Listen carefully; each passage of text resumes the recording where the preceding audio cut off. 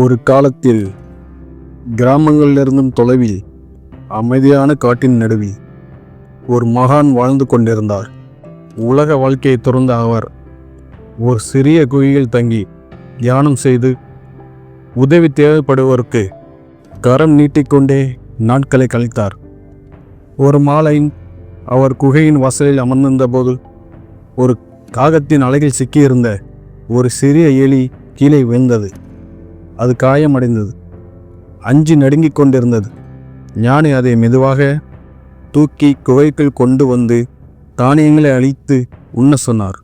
அந்த நாள் முதல் எலி அவருடன் தங்கத் தொடங்கியது.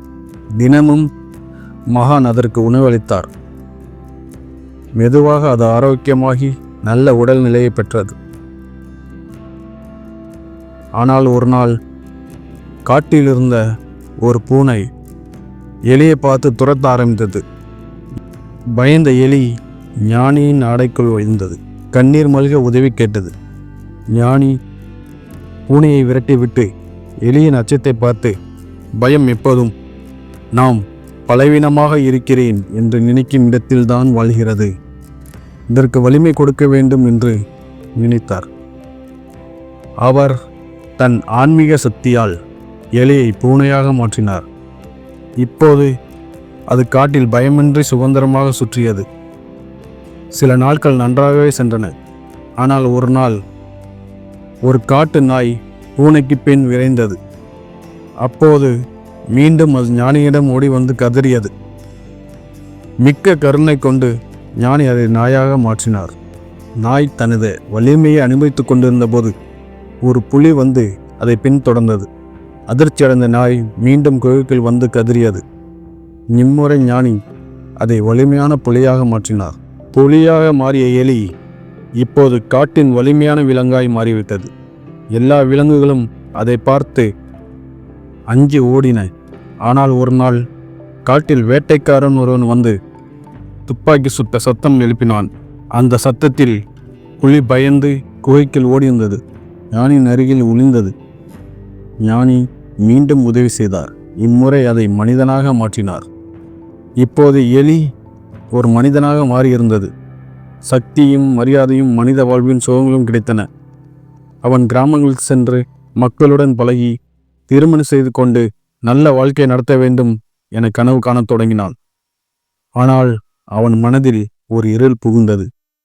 ஞானி யாரிடமாவது நான் ஒரு எலியாகத்தான் இருந்தேன் என்று சொன்னால் எல்லோரும் என்னை மதிக்காமல் போய்விடுவார்கள் என்று பயந்தான். அந்த அச்சம் சந்தேகமாக மாறி பின் கொடூரமாகியது. ஒரு நாள் கையில் கத்தியை எடுத்துக்கொண்டு ஞானியை கொல்ல முடிவு செய்தான். குகைக்குள் நுழைந்தவுடன் அவனது கண்களில் இருந்த இருளை ஞானி புரிந்தார். மனம் எதிரியாக மாறினால் கருணையும் மறந்துவிடும் என்று ஞானி சிரித்தார். அவன் கத்தி எடுக்கும் முன்னரே மந்திரம் உச்சரித்து அவனை மீண்டும் சிறிய எலியாக மாற்றினார். எலி பயந்து சத்தம் போட்டுக்கொண்டு காட்டுக்குள் ஓடியது. அன்றிலிருந்து அந்த எலி திரும்ப வரவில்லை. இந்த கதையின் பாடம், எழுச்சியோ வீழ்ச்சியோ எல்லாமே மனதில்தான் தொடங்குகிறது. நாம் நம் எண்ணங்களை கட்டுப்படுத்தவில்லை என்றால் அந்த எண்ணங்களே நம் விதியை கட்டுப்படுத்தும். அந்த எலிக்கு எல்லாம் கொடுக்கப்பட்டது, வலிமை, மரியாதை, மனித வாழ்வின் சுகங்கள். ஆனால் ஒரு தவறான எண்ணம், ஒரு அச்சத்தின் விதை அவன் வீழ்ச்சிக்கு காரணமானது. இன்றைய உலகிலும் இதேதான். போட்டி, ஒப்பீடு, விமர்சனம், அழுத்தம் எல்லாம் நம்மை தாக்குகின்றன. பொறாமை, பயம், கோபம் எளிதாக நம் மனதில் வளர்கின்றன.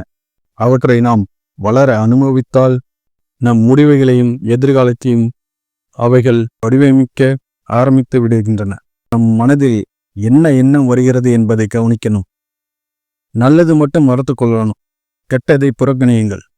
கெட்ட எண்ணங்களை நம் மனதில் முதன்மை கொடுத்தோம்னா அதுதான் நம் வாழ்க்கையில் வருத்தம், சோகம், தோல்வி அனைத்தையும் கொண்டு வரும்.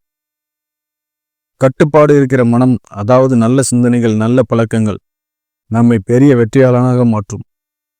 சுருக்கமாக சொன்னா, நம்ம எண்ணம் நல்லா இருந்தா வாழ்க்கை உயரும், கெட்டதாக இருந்தால் வாழ்க்கை வீழ்ச்சி அடை.